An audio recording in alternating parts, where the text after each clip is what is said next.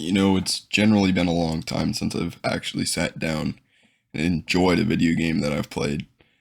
Maybe it's because I'm getting older or, a list of other factors, but I haven't actually been able to sit down for a long period of time and play video games. I remember coming home from elementary school, and if I was lucky, my dad would be home from work and we'd maybe sit down and play on his PS2 or his Xbox and have generally a really fun time.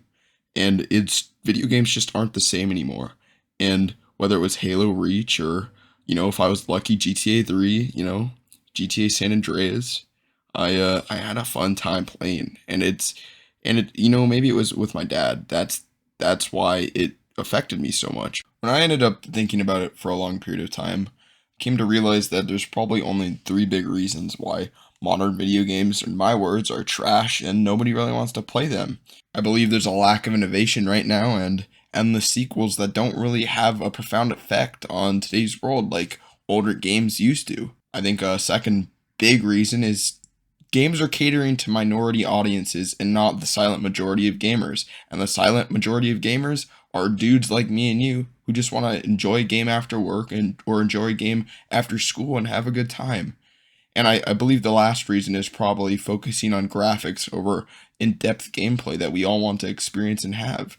Graphics are great and all. I'm not saying they're bad in any shape, way, or form, but guys aren't going to want to sit down and play a video game if there's no in depth story we can all relate to, or have a fun time playing multiplayer with our buddies. It's just not the same as it was before. I think within the past 5 years, the three big games that I ended up buying were Red Dead Redemption 2, Assassin's Creed Odyssey, and most recently, within the past month, the new Warhammer game. Now you're going to be like, dude, how can you say there's no recent innovation in the video game industry? And I'm going to flat out tell you to go check out the new Call of Duty games, Battlefield 2042, Ark Survival Ascended, and the new Assassin's Creed games. All of these big titles promised us something new, and so when we receive the same crap that was in a previous title, we resort to playing games that we know and love.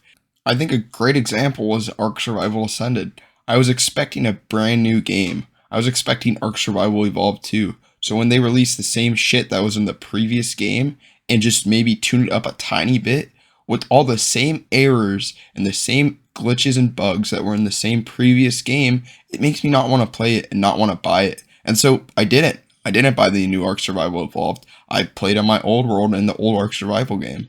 And that came out almost 10 years ago. I think another great example of this was Battlefield 5 and Battlefield 2042. I was expecting some kick-ass shooter, and I didn't receive that. None of us received that. And I think that was in part to trying to live up to Battlefield 1 and maybe Battlefield 4, but they did the exact opposite and made the Battlefield franchise look really stupid. Now, I'm going to be the devil's advocate here and be like, dude, how can you say that if you don't play the video games? And I like that. That's a valid question. But you can go ask your friends, whether it's on Discord or Steam or in just regular discourse, the same things, and they'll tell you the same things I'm saying. Or if you feel like it, you could go to Steam or wherever you choose to buy video games and check the reviews. And they just end up saying what I'm saying in mass. And it sucks because a lot of these games would be pretty cool in concept and they just get thrown away.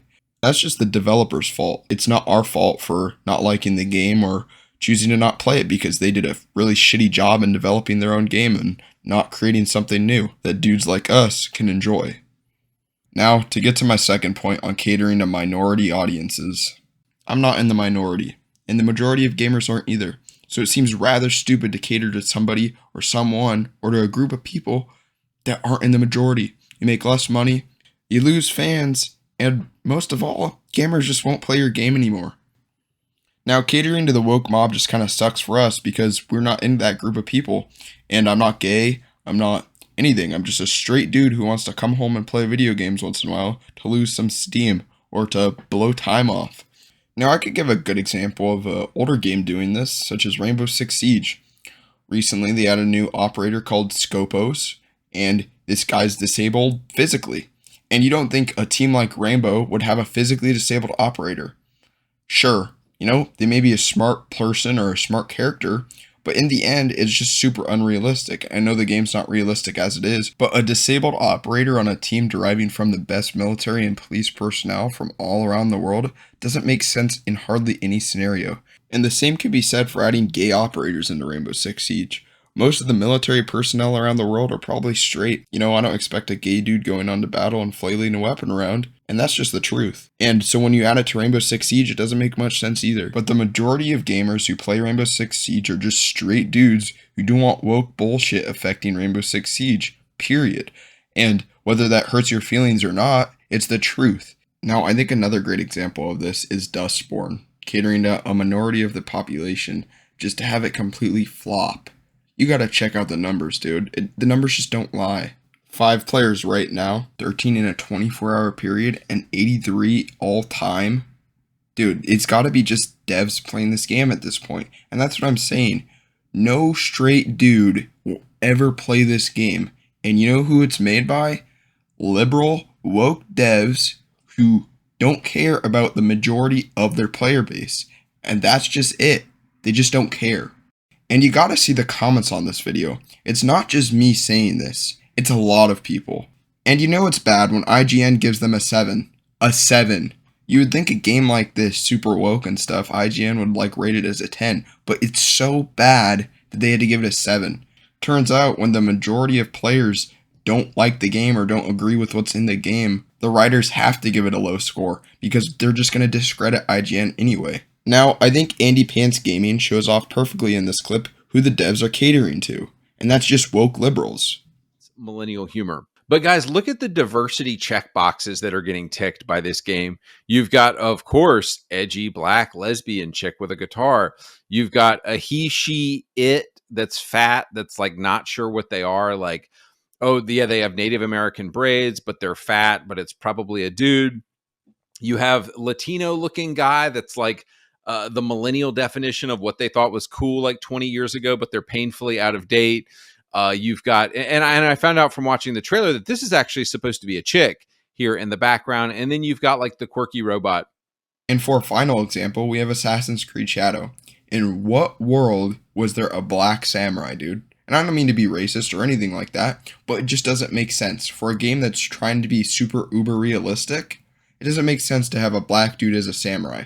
I was waiting for a Japanese person or somebody that's Japanese in roots to be the samurai in the 16th century game that it's based upon.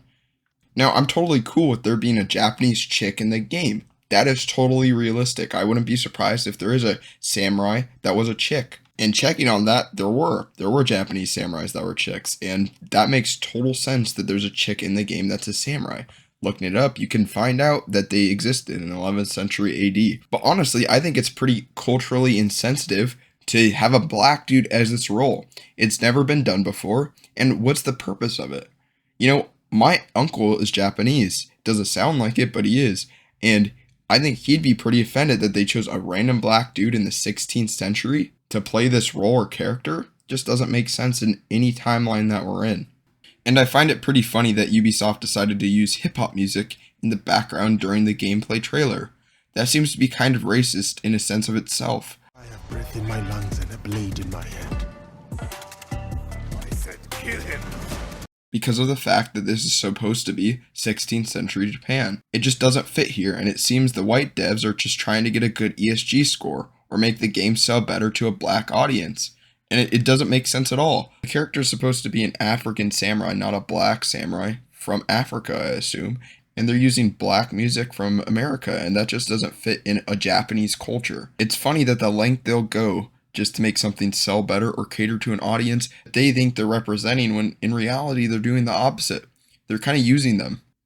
Now, seeing as I said there are 3 big points that really screwed over modern games, I found that devs have recently started focusing on graphics over actual gameplay. I think Cyberpunk honestly brought this one home for me. We were promised a lot with Cyberpunk just to have a really lackluster release. The graphics were for sure really great, but the community was just left disappointed with everything besides that. But here's the problem. All that eye candy comes at a price. Underneath the shiny visuals, Cyberpunk 2077 struggles with fundamental gameplay mechanics, bugs, and a world that oftentimes feels really empty. When you look at other games released around this time, you notice quite the opposite.